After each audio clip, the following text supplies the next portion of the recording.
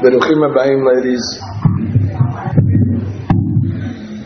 We are studying this morning Parashat Pinehas. Today's shiur will be studied in Refuah Shelema Esther Mazal Haya Bat Liza Garaz. Baruch Baruch Hu Shekanda Refuah Shelema Betoch Sha'ar Chodei Yisrael. Amen.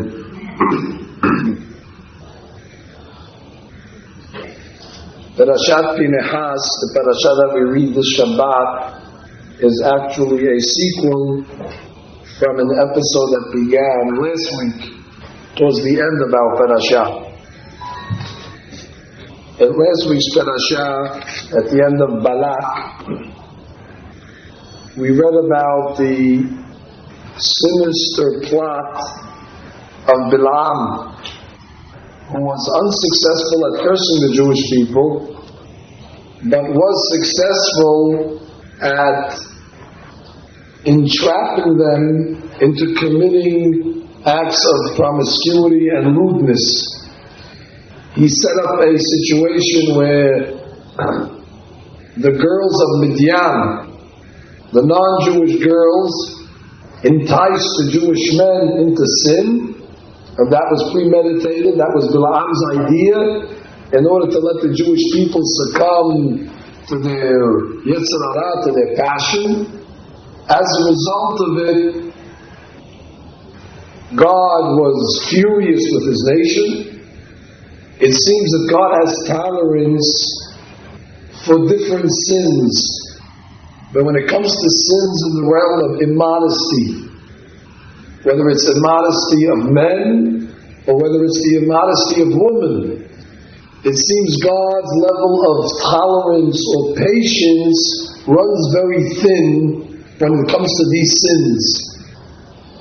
As a result, there was a plague that ensued, and 24,000 Jews died. That's a catastrophe of the highest proportion. I want you to keep in mind that when the Jewish people worshipped the golden calf, which was also a miserable event in our history, that was idolatry. There were 3,000 casualties. It just goes to show you that God even has a higher tolerance towards avodah zarah, to idolatry, than He has to immodesty. Where almost 10 times the amount of people died as a result of the sin of the daughters of Midian being with the Jewish men, than of the Egel itself, of the golden calf. The sin was so terrible that even one of the tribal leaders, a fellow by the name of Zimri, he was a Jewish man, he was supposedly a leader of Israel. He was a leader of the tribe of Shimon. He also got involved in the sin. Torah tells us he took one of the princesses of Midian, a lady by the name of Kozbi Mansour, and he committed the sin with her in the public domain. And that only infuriated God that much more so. That's all in last week's parasha. And then at the end it tells us about a man by the name of Pinehas. He was a grandson of Aharon. He went on his own in an act of zealotry. He took his roma, his spear in his hand, and he went in the middle of the camp in front of everybody, while Zimri was committing the sin, together with Kozbi, and he took the spear and he thrusted it through the both of them, and he killed them both simultaneously. And the parasha ends with 2 words. Actually, the episode ends with 2 words. V'te'atzar ha'magefa, and the plague stopped. Once Pinehas did what he did, which means he protested what happened in such a way, God saw Pinehas' action and God was happy with what Pinehas did, nobody should think, Chas v'shalom, that Pinehas was a religious maniac. Nobody should think that Pinehas lacked discipline, that he was just an extremist. He saw somebody committing a sin, so he took out his spear and he laced into both of them. Chas v'shalom. Pinehas was a rational man, he was a peaceful man, but he was following Jewish law. Jewish halakha demands that if somebody does such a practice, then the zealots are able to take revenge. What does a zealot mean?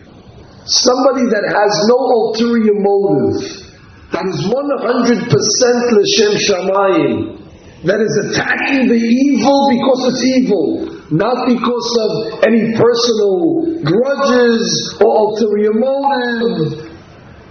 It has to be 1010% pure in order to do such a thing.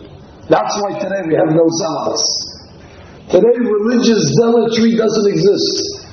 Because who could say that they're 100% pure without any bad intention mixed in, that they could do such things l'shem shamayim? Let me explain to you that even if you're 99.99999% l'shem shamayim, if there's a percentage of a point where it's not, that act is considered murderous. We don't believe you could just kill. Unless there's a situation like this where Zimri is committing a sin in public with a goyah, if you could say that you're 100% l'shem shamayim, then you could take the law of the Torah into your own hands. Pinehas was the exception. Pinehas was that one man that was so pure that he only was filled with love of God. And that's what drove him to do what he did. And the Torah testifies, Pinehas was emet. Pinehas was truthful. His zealotry was the right kind of zealotry. It wasn't extremism. It wasn't done out of haste. It was actually a commendable act. So much so that in this week's Perashah, Pinehas gets rewarded for what he did. What was the reward that God gave Pinehas? He said, for doing this, for avenging my anger, for fighting those that fought against God, Pinehas, you now are going to receive an upgrade in level. How did God upgrade Pinehas? He turned him into a Kohen. He gave him the status of a Kohen. Wasn't he a Kohen already? After all, he was the grandson of Aharon. And our rabbis tell us that when Aharon was nominated to be the Kohen, he was nominated along with his 4 children. Aharon had 4 sons: Nadav, Avihu, Elazar, Itamar. 4 sons and him. They became the 5 Kohanim of the world. And any future descendant of the 4 children of Aaron also were given Kehunah. Pinehas, who was a grandson of Aaron, was alive already when that was given. Any descendants of Aaron that were alive did not qualify for Kehunah. It was only future descendants that were not born yet. Since Pinehas was alive, he wasn't part of it. But Pinehas earned Kehunah after he did this act. So I once heard an explanation. Why wasn't the whole family of Aaron included in Kehunah? Why did God box out some of the family?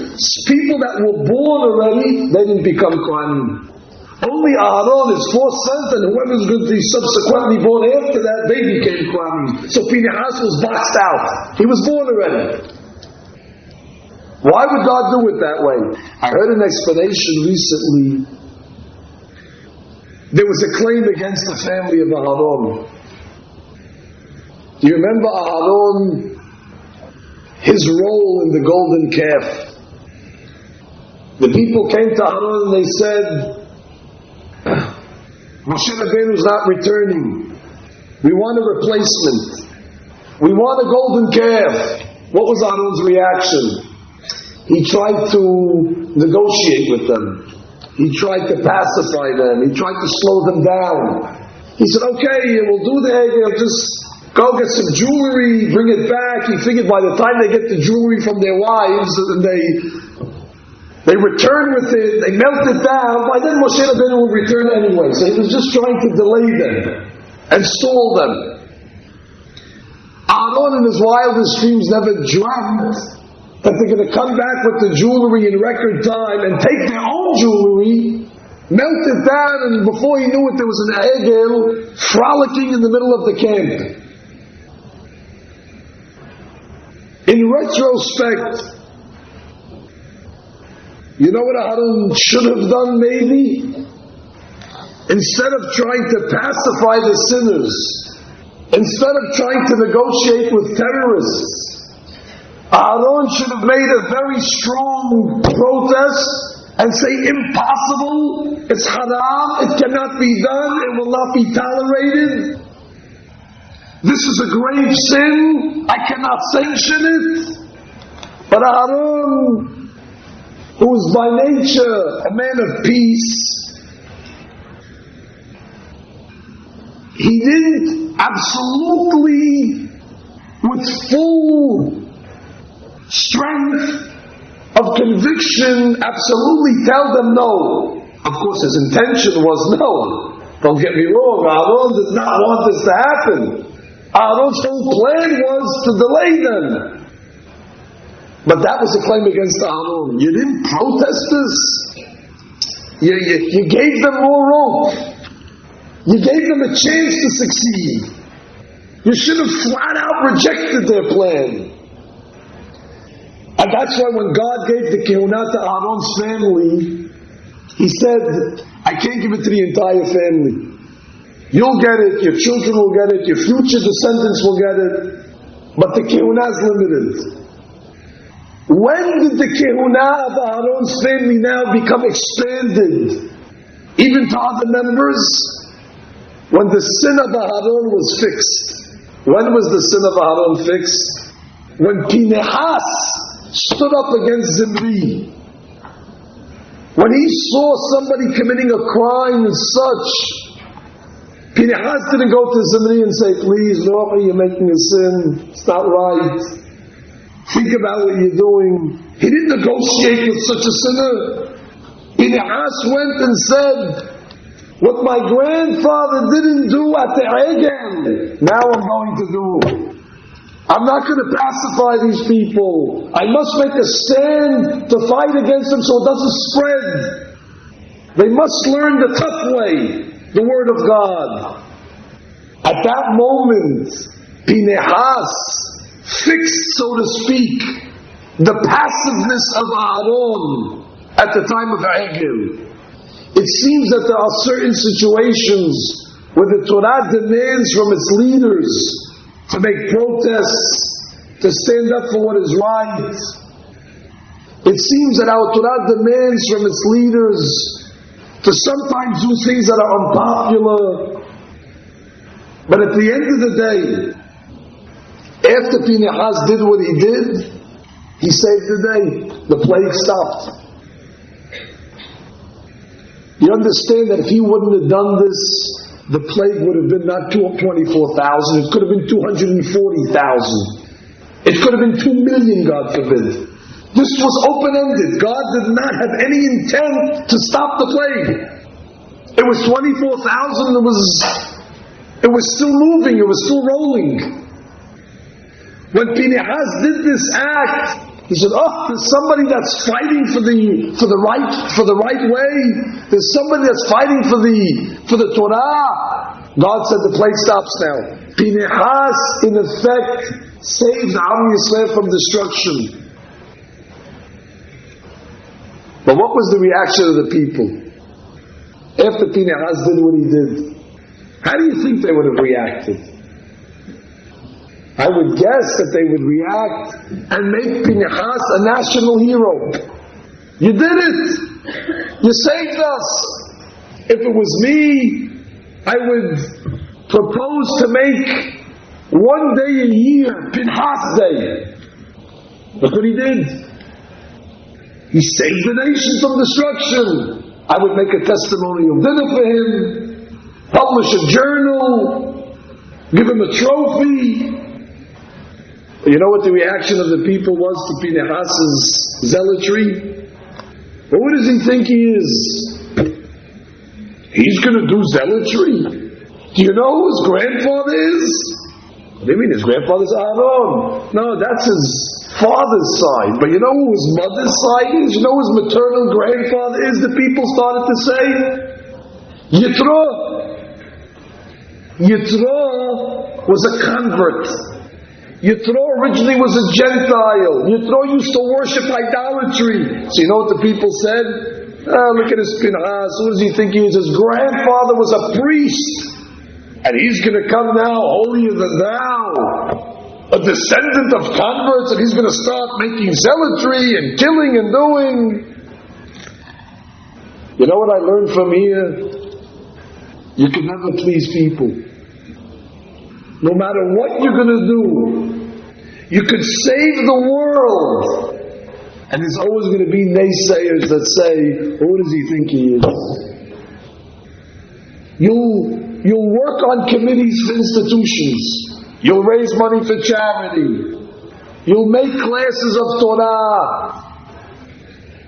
You'll perpetuate Chesed. And then you'll think that somebody will come and pat you on the back and say, good work, we're proud of you.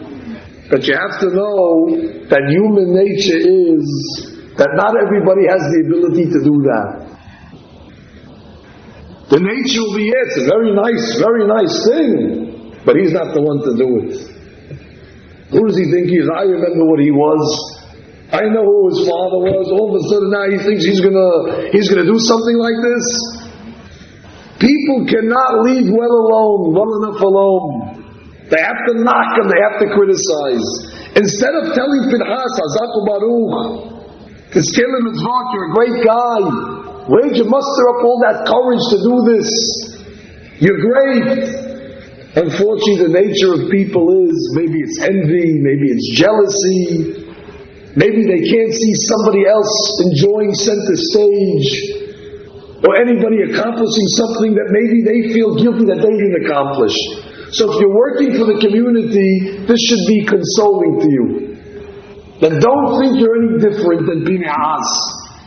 You'll do great things in your life, and there'll always be somebody that's badgering and criticizing and naysaying on the side, saying, who does she think she is? You'll feel good about yourself until somebody will come along and say, she has no right. Yeah, it's a nice thing that she did, but she's not the one to do it. It's not proper. We have to protect ourselves from this. When you see people doing great things and accomplishing, control that nature to knock. Control that nature to find fault. Bnei Yisrael, they reacted incorrectly to Pinchas. So the Torah tells us God came to the protection of Pinchas, and He made a pirasha in his name. God says, I'll make him the testimonial. The honor that he didn't receive from people, he received from God. Every year we read a parasha, Pinchas, and it's named after him. And the first Pesukim in the parasha tell us in the name of God, Pinchas is great. I'm upgrading him to a Kohen. His family's going to enjoy a peace covenant with me. When the people saw all the accolades that God said to Pinchas, I said, okay, we accept, we take it back, he's a good guy.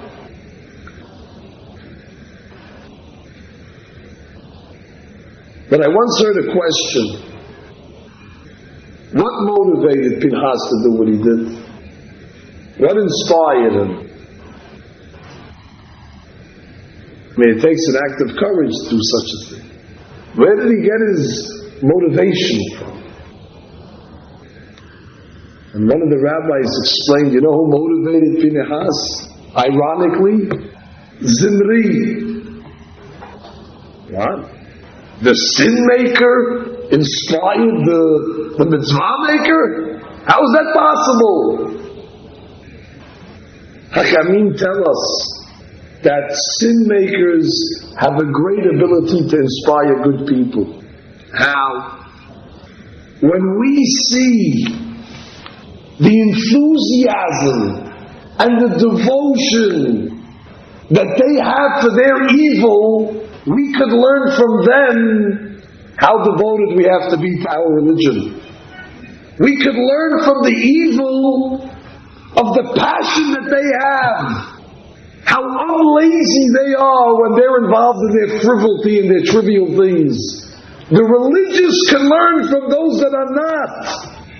When you see how devoted they are to their shtuyot, to their stupidity, you must think to yourself that they can be so loyal to nothingness. We shouldn't have the same loyalty to the truth. We shouldn't be as committed as to God as they are as to their nothingness. Hence, the evildoers can be a source of inspiration to the good people.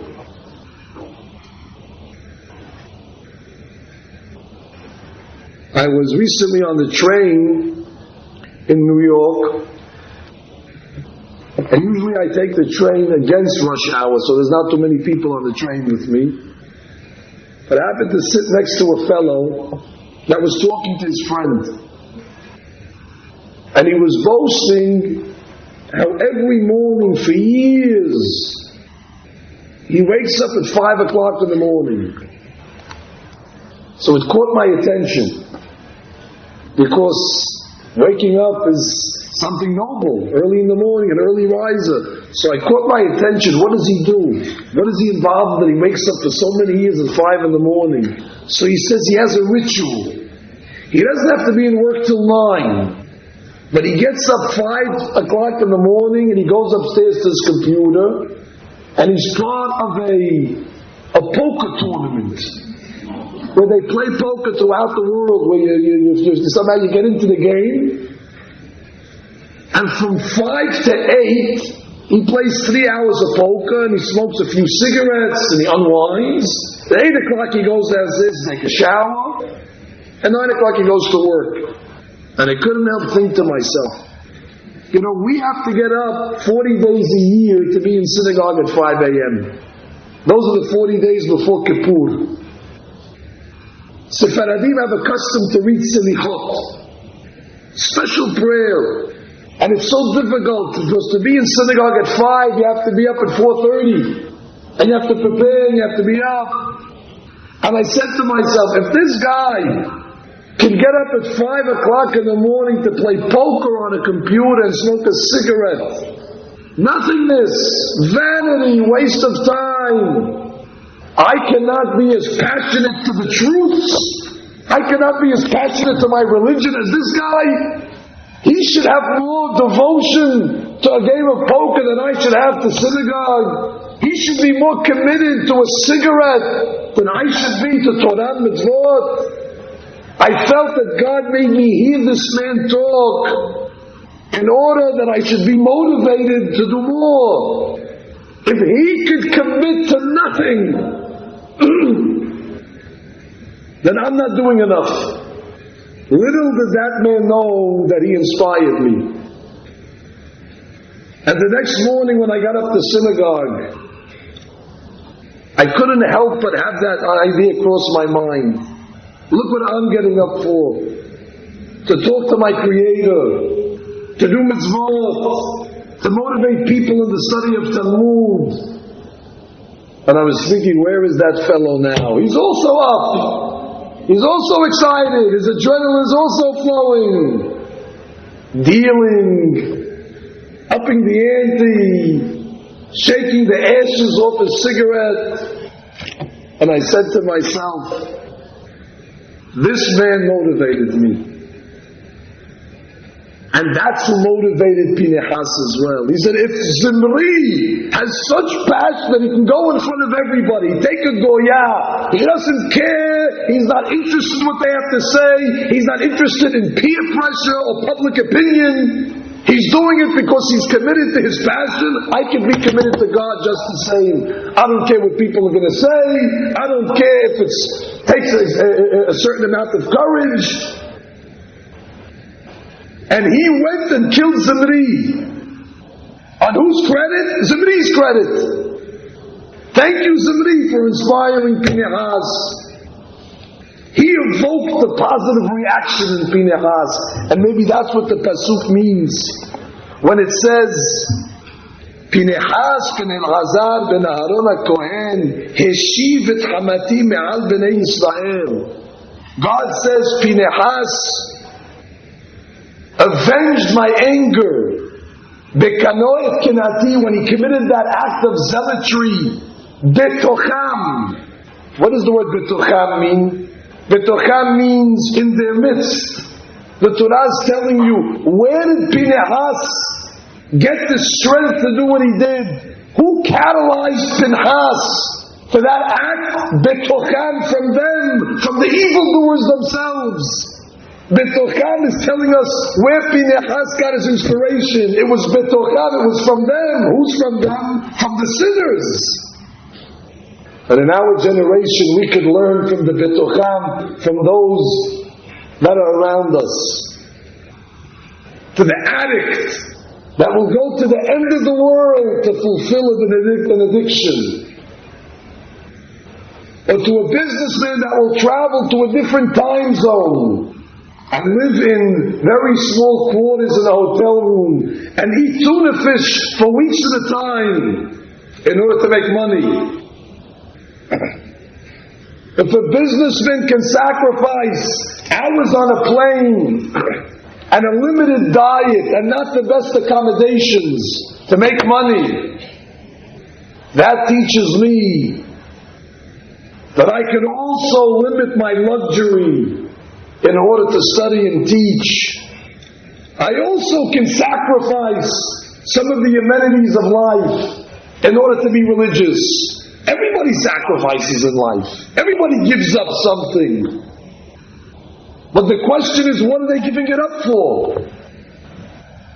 Most people sacrifice for things that are not worth it. The things that don't really mean anything in the scope of life. These books over here, ladies, represent eternity. These books over here are never ending. They represent our ticket to the eternal world, Olam Haba, which exists forever. Therefore, there can be nothing more important than this. Everything has an expiration to it. Everything has an end. Everything has a finish line. Only religion, Judaism, Torah, Mitzvot is eternal. If you can wake up at 5 in the morning to play checkers, that is here today and gone the next minute. I say that because my rabbi once told me that he walked through the Arab shuk once in Israel. Today, of course, nobody would dare to walk through the Arab market. But then when it was acceptable to walk through the shuk as you make your way to the western wall, to the court end. So he also was an early riser. The rabbi was walking through and he saw 2 Arab merchants sitting in front of their store shop playing tole at 5 o'clock in the morning. And the rabbi said to himself, they got up at 5 o'clock and have nothing to do already? Tole usually you do at the end of the day, after you did everything and you finished everything and you accomplished all the important things. But the first thing in the morning already you're shooting dice in a backgammon contest. He says, look at the difference. I'm on my way to the court there to serve God. So he said, I learned from them that they can get up at 5 a.m. to play backgammon. That demands from me to be at least as serious in my studies. That should be an inspiration to you ladies as well. Unfortunately, we see a great commitment on our society today to immodest fashion. And I believe it's a sacrifice for these ladies.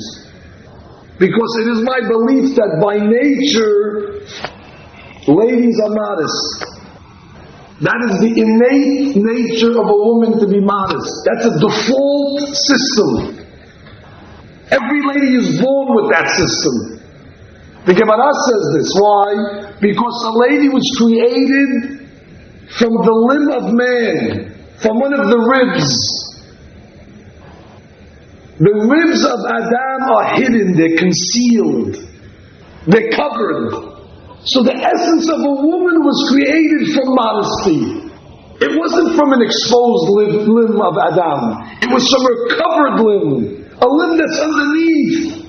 And therefore the Gemara says it is the nature of woman by default, just by being born, they're automatically modest. Every woman. But today we see a tremendous sacrifice that ladies are willing to go against their nature to break a normal habit in order to be immodest. It's a tremendous sacrifice. It always wondered and bothered me, but now I understand. We see a lady that's dressed in modesty, so wearing something that's short. And you see them always pulling their skirt down. Why? Or covering themselves. Why? You're uncovered already. Why are you covering? Because that's the natural nature to be covered. And that's why they're always trying to cover themselves more. So then what are you doing dressed like that? I'm sacrificing for immodesty. I'm sacrificing against my nature to be immodest because that's the fashion. For fashion, I'm willing to go against my nature. I'm willing to do something that's against my natural nature, against my better judgment. I'm willing to be uncomfortable for the sake of immodesty. And I say to the modest ladies, which you all are modest, God bless you all, we must learn from that sacrifice. If they can sacrifice against their nature to be immodest, we must have the same passion and strength and devotion and commitment to dress according to your nature. Technically, it should be easier for us than for them. But if they're willing to sacrifice everything to wear clothes today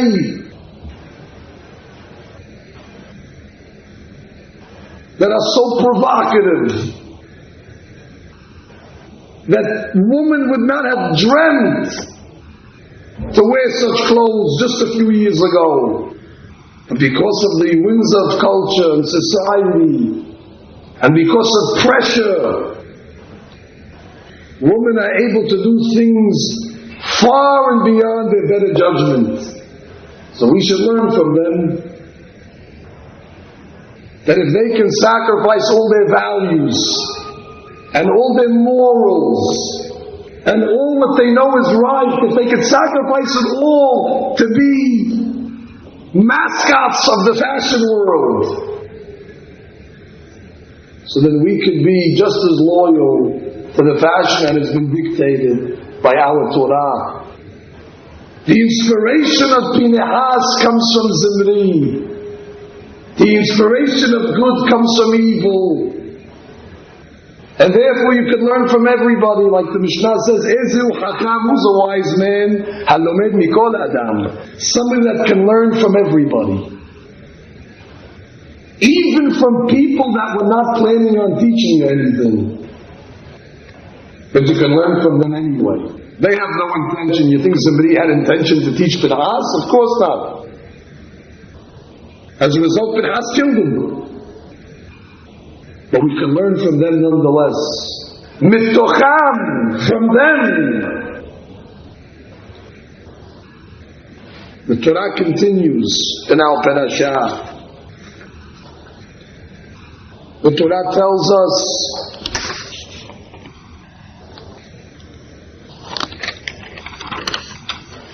about the families of the Jewish nation. In our parashah, there's a census that was held. Each family was accounted for, and the Torah gives us the precise numbers of each family. And then the Torah gives us the sum total, which comes close to 600,000. And one of the families that we're all familiar with is the Levi family. The Levi family is actually one of the most prestigious families in Am Yisrael. Till today, if a person has the zechut that his last name is Levi, or we can descend from the Levi family, from the most noble families. Shevet Levi, that's the family of the Kohanim as well. One of the most important tribes. And the Torah tells us, of course, the founder of the Levi family was Levi himself, the son of Jacob, the son of Yaakov. Levi himself had 3 children, Gershon, Kehat, and Merari. Kehat, which is the son of Levi, had a son called Amram. Amram became the father of Moshe and Aaron. So the Torah is giving us the lineage. And Levi, his son Kehat, his son Amram, his son Moshe. It's giving us the lineage. But all of a sudden, in the middle of the lineage of the men, the Torah pauses and gives us one pasuk of honorable mention about a lady. If you look at all the families, all men are mentioned, no ladies. You get to this pasuk, they give honorable mention to who? To Yocheved. V'shem eshet Amram, Yocheved bat Levi, asher yalda ota leLevi b'Mitzrayim, v'telet leAmram et Aharon ve'et Moshe ve'et Miriam achotam. The Torah places Yocheved at the core of the genealogy of the family of Levi. What is so special about this lady Yocheved? Who was she? Well, we know she married Amram, and we know she became the mother of Moshe and Aaron and Miriam. Our rabbis tell us that Yocheved lived a very long life. She lived at least 250 years. She was actually born right when the Jews came down to Egypt. And we know we stayed in Egypt for 210 years. And she came out with us. And she lived in the desert for 40 years. So she had to be at least 250 years old. I don't know of a more lucky lady that ever lived in our history. Could you imagine Yocheved? She was able to see 3 of her children become from the greatest members of our people. I cannot imagine the pleasure of a Jewish mother to see her oldest son Aharon become the Kohen Gadol, the high priest. To see Moshe, her youngest son, the leader of Israel and the best prophet. And then to see her daughter Miriam become the leader of all the women. Who can imagine such maternal pleasure? To see all our children successful, all our children productive, all of them great, reaching the highest levels. What a berakah! All of you are Jewish mothers. How much pride do we have when we see our children do the right thing and accomplish things that make us proud. That feeling is indescribable. It puts a smile on our face from the beginning of the day till the end, to see our children accomplishing and succeeding. What about Yocheved? To see 3 children that became the 3 greatest people that our religion ever produced. Moshe, Aharon, and Miriam. And the Torah spells it out. And I ask you, what zechut did she have to have such children? You need a zechut for such children. What did she do to merit such awesome offspring? Actually, the Torah tells us that answer in the book of Shemot. When Paro made the decree that the midwives in Egypt have to kill all the Jewish children that are being born on the birthing stone, Yocheved was one of the Jewish midwives. She defied Paro's orders, and instead of killing the Jewish children when they were being born, she helped the Jewish mothers give birth, she tended to the children, and she brought life to Am Yisrael. And God said, Yocheved, you aided in bringing Jewish children into the world. You went against Paro's decree, you risked your life to bring children into the world. For that, God said, I am going to give you the most spectacular children. The one that sacrifices for children is blessed with the best of children. But think for a moment. What type of world was Yocheved bringing these children into? It was a miserable world if you think about it. It was a world of slavery, a world of cruelty and danger and persecution. But still, God says you brought children, you allowed these children to be born, even though they were born into a very difficult world. Still, the zechut to bring Jewish children into this world is insurmountable. It's so great that no matter what the conditions are, having children is the greatest zechut, even if it's under the greatest pressure. Yocheved wasn't bringing these children into paradise. It wasn't like they were being born into a life of enjoyment where the economy was good and people were making money. These children were being born into slavery. They grew up, they became of age, they had to go work in the fields all day long. But God says the mitzvah of having children is so great, even under all circumstances.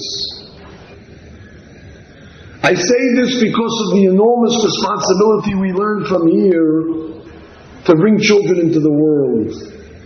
We live in a country where they're obsessed with family planning. Where the average household in America has 2.5 children and a dog. To have large families is not American. It's not a fashionable thing. Children are a burden. Children limit our ability to enjoy life. We can't travel as much as we'd like to, maybe. We're forced to be homebound. Tuition costs, weddings, all these things deter parents to have children. But today we even have another deterrent. At least these deterrents you could hear, although they're not acceptable. Yocheved gets rewarded for bringing children into the world of Egypt. That cannot compare to any of the pressures that we have here. But today we hear a new claim. That young couples want to live in the city for a few years before they have children. They want to spend some time with each other, go to the theater, go out for dinner. Then, after they finish that stage, now they're ready. Now you're ready. For this, you delayed having children. It's not a health issue, hospital. If it's a health issue, a competent rabbi is spoken to, and of course there's dispensation. But it's not a health issue over here. It's for pleasure. To delay bringing Jewish children into the world so one can prance in Manhattan and live a carefree life, not to be burdened by children, is the most un-Jewish concept. or young couples give a false claim in many times, in many cases. We're not ready. We're not ready. She's young.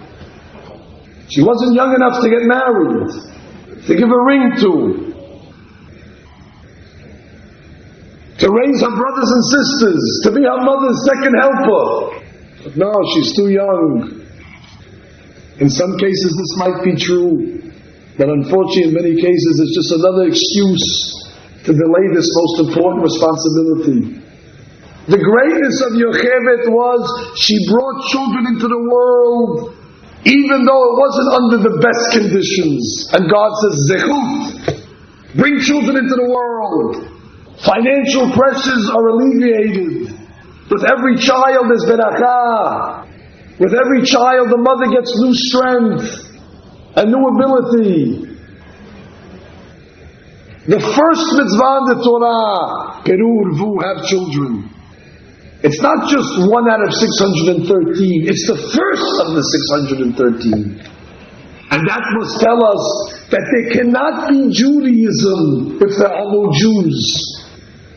The first ingredient for Judaism is you have to have Jews. And the Zohar tells us that there's a certain number of Jews that have to be born before Mashiach comes. And once the last neshama is brought down, then Mashiach can arrive. Hence, those that are involved in bringing children into the world are hastening the coming of Mashiach. Every time you hear a good news in the street, she had a boy, she had a girl, you have to know Mashiach is one step closer. But the Zohar writes that right before Mashiach comes, in that last era, there's going to be many multiple births. Why? Because it's going to be at the end of the box. All the neshamot are going to have to come down quickly. So God is going to have to send down 2 at a time, 3 at a time, sometimes 4 at a time. Because Mashiach is at the threshold. And we see this in our time as well. Of course the doctors will say it's because of fertility and it's because of the technology. That's God's angel. The angel of in vitro, or the angel of fertility, that's a malach. In the form of a technology, in the form of a science. Why was it revealed in our generation and not 30 years ago? Because now we're at the threshold of the end. And therefore Borei Olam is bringing this new technology and understanding and medicine in order to bring many children into the world. Just like before we were redeemed from Egypt, the Jewish women were giving birth at 6 at a time. Multiple births is an indication of redemption. And therefore we must train our children in that thinking. Children are not easy, they're cumbersome, it is a burden to an extent. But it's a mitzvah. And we must fulfill our duty and responsibility, even at the expense of our own comfort, and even at the expense of our own personal desire. And I say again clearly, we're talking where there's no health issues, and there's no mental concerns, and there's no other issues that are legal. Every case has to be asked and judged and analyzed. This is not a law that can just be said across the board. Of course there are exceptions to the rule, we know that. I'm not talking about the exception case, I'm talking about the general rule. To use comfortability as an excuse to refrain Jewish children from coming into this world is unacceptable. And that was the greatness of Yocheved. And it's my blessing to you ladies today, that God should bless you with the same nahat that He gave our ancestor Yocheved. You should see pleasure from your children, like Moshe and Aaron and Miriam. You should derive much nahat from seeing them grow healthily and becoming members of our community that are productive and doing the right things, living according to the values of our Torah. And Be'ezrat Hashem, in the zechut of inspiring others, your children as well as others, to have more children. God will say, you were involved in bringing children into the world, whether yourselves or motivating your children or helping others, God will say, you brought children into the world, I will see that your children will be like Moshe and Aaron and Miriam. Shabbat Shalom Mavorach.